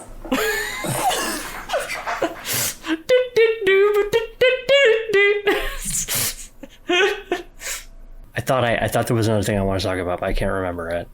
For sure. I mean, do we want to hop into like the motivation of the mole and everything? Like we do we want to hop to the end? Because that's kind of the one thing. I remember what I want to talk about. Going back, like to put the stuff with Gillum and like Preto and Hayden, the homosexuality of the movie. Just like again, that like it's another thing that like kind of undercuts the idea that like the anti-communism that, you know, kind of was running rampant during the Cold War, like is couched in sort of in a like, you know, a celebration of the individual, the notion of individual freedom, as it was said. Just like, because like we know about the Lavender Scare, we know about like HUAC and like on the American side of things, and like it just like I feel like that it is a nice like counterpoint, or it is a nice like friction with the notion of what is that individual freedom that anti-communism espouses. What does it mean when like the guy who is like investigating a mole at the highest echelons of your government has to like break up his home because like he's scared that, you know, people will find out that he's gay. Like to kind of tie that into the motivation of the mole, like the thing he says specifically, it's probably a paraphrase, but he essentially says that like his choice to do what he did was as much an aesthetic choice as it was a moral one. And I think it really gets to like this core idea of like how much we as a like how much the modern world has kind of turned less into like these like actually how we have conflated like moral choices with like aesthetic choices, like the optics of these things, because that ends up tying into what you were saying there, Evie, is like the expression of like your homosexuality. Technically that's an aesthetic choice. I guess it's not really a moral choice, but like that's an aesthetic choice, but that's just a core part of like your humanity that is like coming out there. However, like you're not able to allow that that is what this Cold War has brought us to, is like there is no authentic expression of the true human self, but because of that, the aesthetics have also become tied to like the individual in a way. Like it's hard to describe consumption as moral, like moral value attributed to consumption. Like it all comes down to like individual freedom means property rights at the end of the day. under a particular anti-communist lens. Like, individuality means your access to like information and stuff like that. It does not mean actual individuality of like being who you naturally are as a person. You have to code it all in this fucking gray, like, cold aesthetic. You just have to be like a fucking walking mannequin just going down the road through your life. Which is the sort of stereotypical depiction of like life under Soviet rule. Yeah, just like it's very brutalist. Which I guess there's a particular reading of this movie that could be like, oh, this is like very horseshoe theory, just like both sides are bad in it. Which I think it's more like there's more to it than that. But yeah, Hayden says, the West has gotten very ugly, hasn't it? And it's like, yeah, like for various definitions of the word ugly. But that's the interesting thing, like, in that, considering that as part of the full motivation, him saying it was as much an aesthetic choice as it was a moral one, the West has gotten very ugly. And like, there is that profound coldness of lack of life to everything that you can understand what he means. But like, you also consider like the morality as like having also gotten very ugly. Like, you kind of have to call bullshit on him a little bit when he says it was as much an aesthetic choice. It's like, that's not aesthetics, though, at that point. That is, morally, it has gotten ugly. We spend this movie following a bunch of, like, counterintelligence agency goons coldly going about their lives. Like, Smiley's wife only exists in this movie as, like, a name on a lighter and a back to the camera. Like, the two times, do we see a photo of her ever? I think we see like a photo once. I think we see her face in like profile once. Okay, so she's not totally Columboed. Okay. No. Not completely. But she's basically Columboed. Yeah, she's not a character in this movie. Yeah. She's a woman in kaiji. Gwillem has to break off his relationship with his lover because, God forbid, anyone in the agency discover that he's a gay man. Prideaux has to live out of a fucking trailer after faking his death because none of the warring factions can know he's still alive. Anything. He then goes on to kill Can't Hayden just have an affair. It has to be part of some fucking spy garbage. Some spy bullshit. Like, Prideaux has to live out of a trailer after faking his death. He then goes on to, like, just coldly assassinate Hayden with a rifle from across the field. Like, just watch the bullet hole appear on his face. Out of a combination of, like, moral obligation. Yes. Why does he have a trailer right in front of a children's school? Because, like, if you're going to work as a teacher and you're living out of a trailer anyway, you might as well just, like, live in front of the school. I guess that's fair. He is a teacher there. Like, that's the thing. I mean, that's so weird. Yeah, that's the opposite of nonchalant. That's the most chalant thing to gain attention to yourself that you could do. But what is he gonna do? Rent an apartment in the city? Where, like, some counterintelligence person's to, like, a park or something. Maybe not be directly in front of a children's school. Why bother? Yeah, like, here's the thing, the more he nails himself down to having a property, that's more of his name tied to, like, paperwork. Which is not a real name. Like, he is using an assumed name while teaching there. But to return to my tirade, like, Prideaux goes on to shoot Hayden in the face with a rifle out of, like, moral obligation, like, vendetta against him, and also, like, the spurned lover, like, a little bit in there too. Smiley sells Ricky up the river with the promise of seeing Irina despite knowing her ass is as knowing dead that as she's fucking dead. The Cold War has just, like, fully sanded down, like, everyone on Britain's side of the like of the conflict's like moral character down.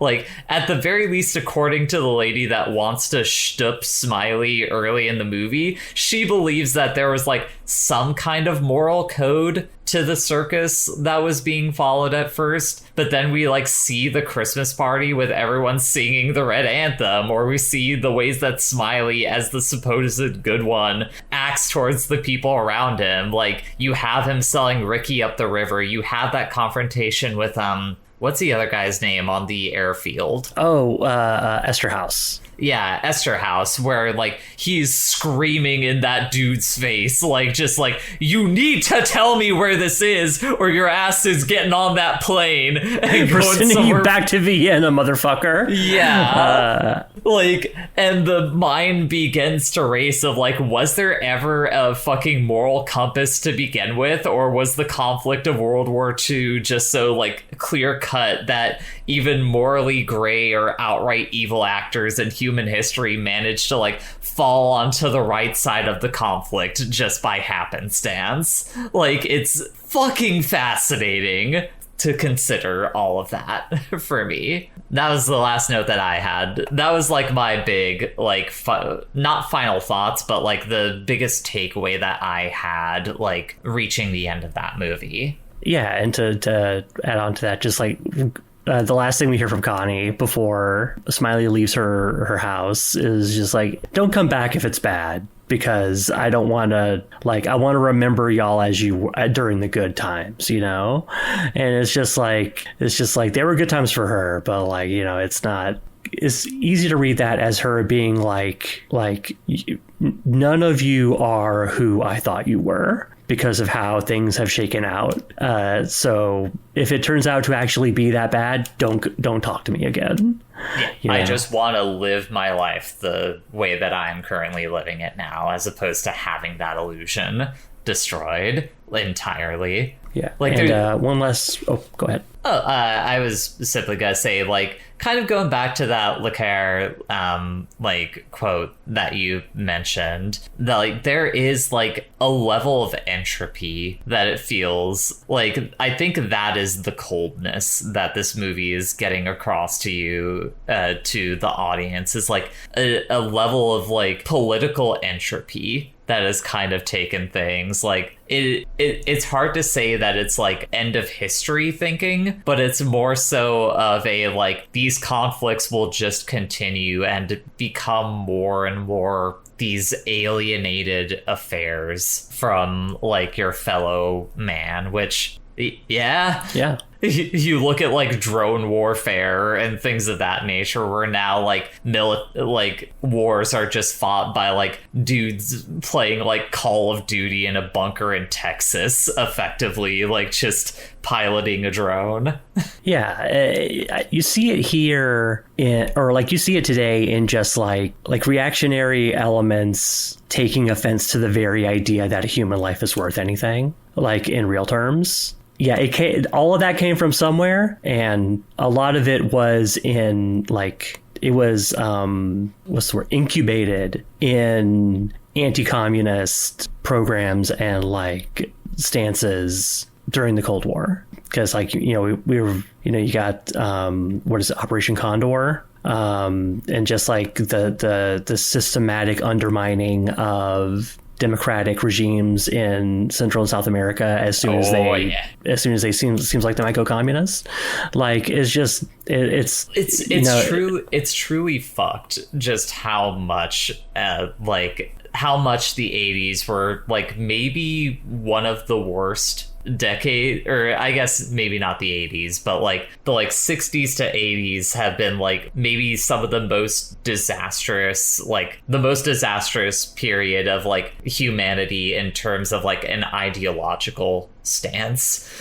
Because yeah, like what you're talking about, Evie, is just like the external demolishing of those more humanist political ideologies like a communism or a socialism, but then on the home front, the full dismantling of like public systems, the proliferation of Reaganomics as like a thing where it's just like, oh yeah, the money's just gonna trickle its way down to, it's okay if the rich keep getting richer because that money's gonna trickle down to the people like down living in the gutters. It's just, we've seen over the last half century how unfucking true all of that shit is. And we're all like just kind of desperately trying to get whatever other people that have not caught on to how awful these ways of thinking are to like migrate back into like a humanist view of the world, where it's just like, no, human life has more of a value to it than any piece of coin, any number. Like you need to keep company because those are the people who will like actually keep you safe.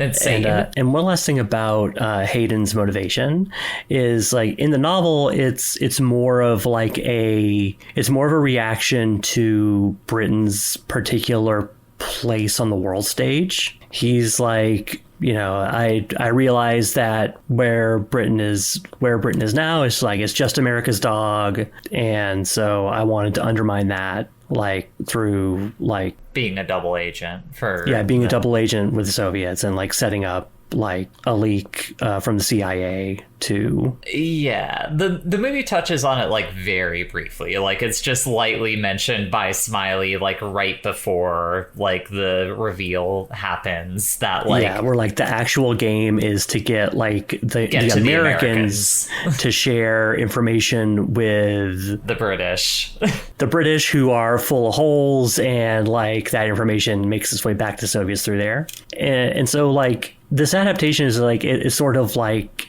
broadens his motivation, and I think it's better for it because we can see more. We could see more of ourselves in it, I feel, because like by hashing it out the way that it has, it just kind of points to the cycles of history and how it tends to go, where you have, you know, the warring factions, one side wins. However, because entropy takes everything, which is the one thing that people in power never fucking realize, that entropy takes everything. That power also starts to fall by the wayside. Another two warring factions rise up, and that falling off empire decides it needs to suckle on the teat of one of these two like new warring factions. Le Carre sort of like, I think the original intention for how Hayden's motivation is positioned in his novel is more just like, oh, Britain's ruling class has lost its way, and like is not they've become sort of like they started sucking more, but it's just like it's good. That's a good change. Yeah. Like, as it turns out, it's better for the empire to die. Like, all empires must die at one point or another. So kind of watching the clock on one right now. Yes, in fact, actually. But unless people have other... We didn't talk about, like, Lonely Trailer Man opening up to the loser in school and, like, trying to give him a little confidence. I mean, and then shooing him away like a stray dog at the exactly end. When he was done with him. But more so because he is introduced by, like, the teacher smacking the shit out of an owl that comes bad CG owl! Yeah.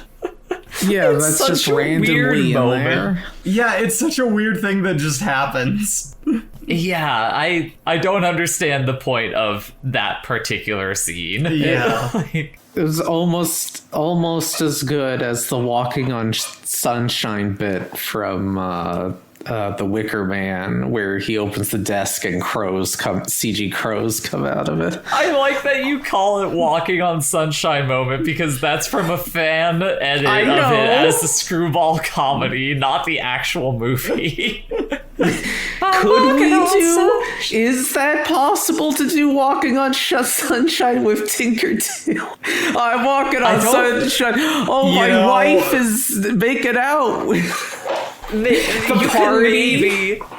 Maybe you could make it work, but I feel like it would be very difficult. Looking at her through the window, it seems like that bloke you're with is a bit of an arsehole, isn't he? And then they start fucking. It's like, whoa! Like, that's the thing, is you could, oh my God. You could compile like a 30-second like jokey trailer with like the Christmas party and also the scene where Gary Oldman comes back and Colin Firth is just hanging out in the living room with like his shoes on, laces not tied, definitely having just fucked Gary Oldman's wife.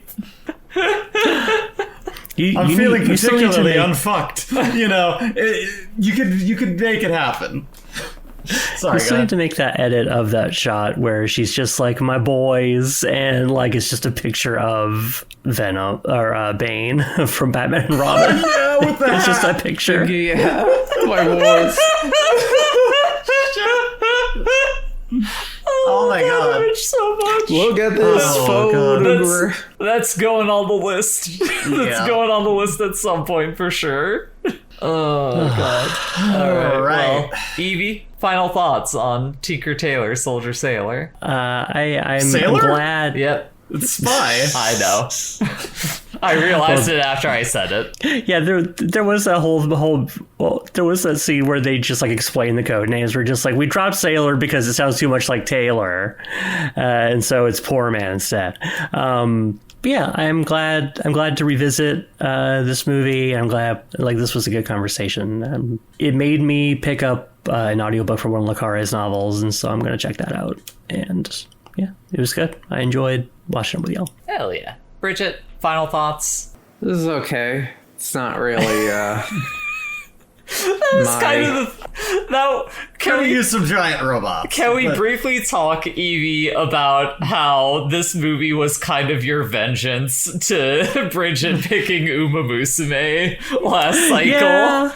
I did do that a little bit, yeah. Where it was this movie was like Bridget poison. Yeah. Like you knew that like, oh yeah, Jay's gonna love this. However, Bridget's gonna fucking feel nothing towards this thing.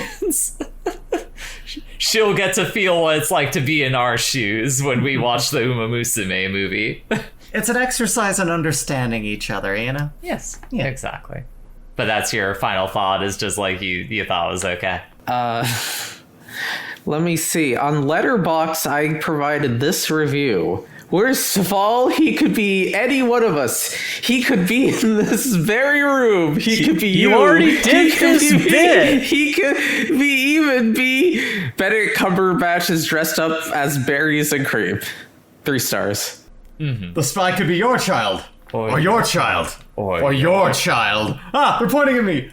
Bree, what are your final thoughts on this film? I mean, we've covered most of it, definitely. It is something that, like, is so well directed to get the general feeling of what's going on across. I think the cinematography is fucking gorgeous. The plot is convoluted and, like, beautifully sort of weaves together at the end where you kind of make all those connections. Well cast, everyone's very dry, very kind of, as we said, the uptight nature of it gets across that, like... Gary Oldman has the most furrowed brow he does. Oh my possible God. In this fucking movie. That's the one other note I forgot to say. Yeah, I'll say, while it is, you know, like it's kind of like movie dyslexia for me. One of those, I can get through it, but it requires an immense amount of, like, you know, paying attention to. I liked kind of moving back into, as we were saying, actual cinema from what we've been kind of dipping into. It got kind of crazy for a bit, but seeing it like a movie-ass movie, and especially since this was kind of different than all the other movies we've watched, it's a unique film, and I really enjoyed getting to watch this. I think it was a really good time. Yeah, my final thoughts, I mean, I generally laid out everything thing that I kind of walked away from the movie with. But yeah, it's a real fucking thinker of a movie. Like, if you have been listening to this without having watched the film, I would say, like, this is a movie that you kind of have to be prepared to sit down with like a cup of tea or something like that, to just like take it in and be like, I see. Like, it's a good time, but you very much have to be prepared for that kind of vibe with it. Like, Evie, you kind of commented on it after, like, the day after we watched it, being like, I kind of wish that we had watched it so late in the evening. Like, because on your clock we started at probably like started around 11. Yeah, and it ended at like 1 in the morning. So like, this is like an early evening movie. Like, you start this around like 5 p.m. or something like that, and you can definitely take everything in. But yeah, and with that, we have reached the end of the movies that we are watching for this year. For this season. I guess. Technically it's a year, technically it's a season. Easier to denote it as a season. Yeah, we're going to watch a lot more things this calendar year. Of Put It on the List. Everyone that's been listening, thank you so much for joining us for this. Can't wait to see where this goes. Thank you. We will be... Do we have a date for... Thank you. Yeah, yes, we do have a date for it. So this episode will probably be going up on either April 4th or the 5th. So I'll say on April 19th, Saturday, April 19th, we will be doing our live stream of the first annual Put It on the List season finale extravaganza, where we will be going through all the movies and individually ranking them on our personal lists of where those movies fall, and finding out what each of us thought was the best film that we watched so far this year. There's gonna be secret surprise segments going on there. It's gonna be live stream, so if you join us, you can leave comments in real time. Bridget's giving me a face right now that seems to be questioning the idea of this. What's that face for, Bridget? Well, it's just more of your response every time you've seen my current list. I'm very curious, because at this point you said you've changed it like 5 or 6 times since you showed it to me. Yeah. So it's going to be different. I'm curious to see how it's going to be different. There's probably going to be a lot of exclamations of what the fuck is wrong with you during that live stream. It will be less contentious in that we decided we didn't have to communally rank them. Yes. It's more the where does it sit for all of us, which is going to be a lot less throat slitty. It'll probably be an episode very similar to the Game of the Year one, where, you know, as we're going around in cycles, we'll probably wait until the movie reaches the highest point on any of our individual things. Maybe rehash out the thoughts we had on them a little bit. It's gonna be so fucking funny when you get to my list and one of your top movies is like the fucking boss. I'm not looking forward to that part. Like, it's going to... The movies that's the thing that's most fascinating to me, Bridget, is less so the movies that are going to be at the top of your list, because I feel like I know where most of those are going to stand. It's what's going to be at the bottom of your list. Like, that's the part that's like, what the fuck is this going to look like? But yeah, that stream will be on twitch.tv/wifecity. Yes, that is correct. I haven't set an exact time. As we get closer to it, we'll set it, but we know the day. Yeah, it will be announced on the Blue Sky. Yes. At the very least. Which, speaking of, put on the list.bsky.social. You can find us anywhere major podcasts are sold. Wife City Productions on YouTube. Put it on the list.neocities.org. Leave us questions, comments, follow us there, subscribe to us, leave us a ranking on Spotify or whatever place you listen to your podcasts on. You can't find me, well, you can find me on social media, but I'm not going to tell you where to find me. Bree, can people find you on the internet? They can indeed. You can find my work under a Snesbo, also on Blue Sky. That's ASNESBO. You can also find me at vgen.co/Snesbo if you want to see my artwork and commission me. I do a little of everything there. You can find me streaming with my VTuber over on twitch.tv/EasyBreezy. That's EAZYBREEZY TV. And that's everywhere, I believe. Okay. Bridget, where can people find you on the internet? You can mainly find me streaming on Twitch at twitch.tv/Squatchalist, where I play various types of games. Like, for instance, on this call, I am currently downloading La Blue Girl for the PC 98. Oh, what? Hold on. You know you can't stream that. Why are you downloading La Blue Girl for the PC 98? Well, She's I can 1996. stream... Yeah. It's 1996 anime games, and that's La Blue Girl is on that list. You can't stream that game. It's Yeah, La I Blue can. Girl. You just don't have to show nudity. All right. You're gonna. It's gonna be Good number luck. 6. It'll be fine. La Blue Girl isn't instantly sex. Okay. It takes a while to get to the scene where, like, the lady sucks somebody up her vagina or get the tentacles. So or whatever. is this the game where you have a girlfriend and she's like so blue, and blue are the people there that walk around? Blue like your Corvette. La blue, dabba dee girl, la blue, dabba dee girl, la blue, Well, no, La Blue Girl is I'm a ninja. fan of Eiffel 65. So unironically. She's a ninja. She uses ninja She techniques. is. Yeah. Oh. And And they are so blue. Is there anything else you want to plug? I'm also doing balls. Good Can night, people everybody. find you I'm on stopping Blue my Sky? recording in 45 seconds. Okay. Balls, Evie. balls of Evie, balls. Evie, can people find you on social media? Fuck no. There Hell we go. yeah. Fantastic. Everyone, thank you so Evie much was for just on my listening stream to... with Misato the Weather Girl. Don't buy the Engage. Everyone, thank you so much what? for listening. No, Have yes, a good buy, night. if you want to buy an Engage, buy it. Let's side talk. What reviews connected by cast or crew deciding the next film, that's the gist. Put it on the list. It's just another filtering of AI. Now, you get 2 robots before you even talk to an AI that's about what you need, so it's...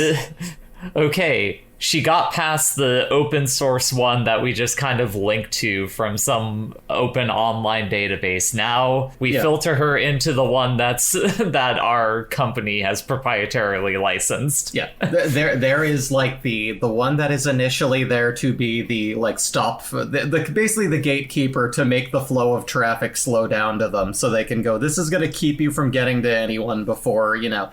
And then you go to the company AI that, as you say, is designated to actually somewhat almost direct you to a human that might help you in a department in a city that can actually help you. And then that makes sure that by the time you reach a human being, you're as angry and out of your fucking mind as you can be, which makes the life of the person you have to talk to immensely worse. Because even if you're a nice person, like, they feel that anger, and like the stress just builds. Essentially, we've just fully dehumanized the phone tree that was already like just designed to like frustrate you out of like seeking solutions to your problems. Don't talk to a human until you're exhausted and yelling and at mad, people somewhere in East Asia, like someone who's paid a fucking dime an hour to answer these phone calls or something. That's always why I'm so mad. Like, that's the thing. Obviously, we're not racist here.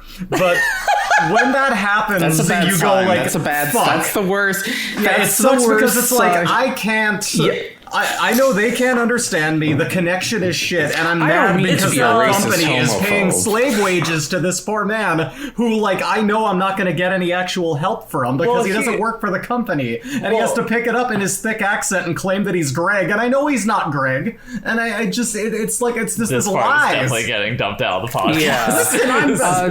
I disagree, I don't know but if whatever. you know What? this, but certain countries do have like you are allowed to pick your English name. When I was in Shanghai, there was a lot of people who had their real name and then their English name, which they picked out. Dude, America ruined the world, man. It what sure the did. fuck? Yes, colonialization is in fact a great evil. That's disgusting. Really, the main thing that I was going to say in argument against that's some also of the European. smaller, yeah, it's European. In regards to like some of the smaller details, it's not that these individuals don't understand English. It is that English is not their first language. They understand you perfectly fine, usually. It's just that they are not able to, like, maybe communicate as clearly as a native English speaker. No, it's on me, because I don't know the dialect, but I'm also saying it's more that it's on a crappy connection.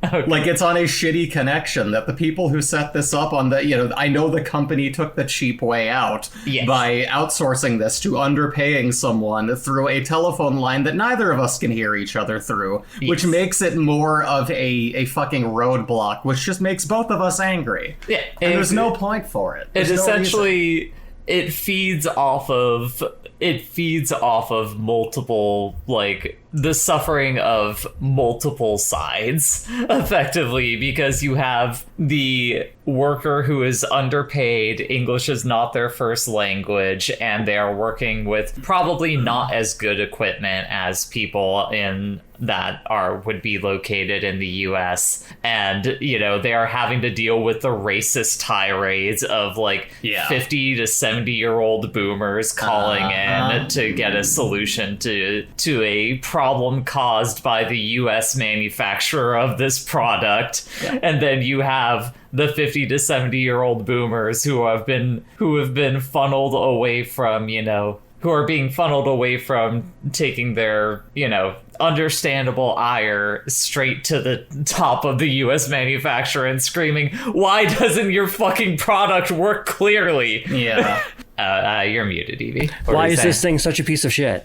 Yeah. Exactly. And instead, basically what I'm saying is there needs to be class solidarity between solidarity, not simply in US economic stance, but you need to stand in solidarity with also the people who are on the other side of the globe, who are equally being, if not even more so, being exploited by the system that is serving you ills on the regular. Sorry, we have to rewatch this now. What is this?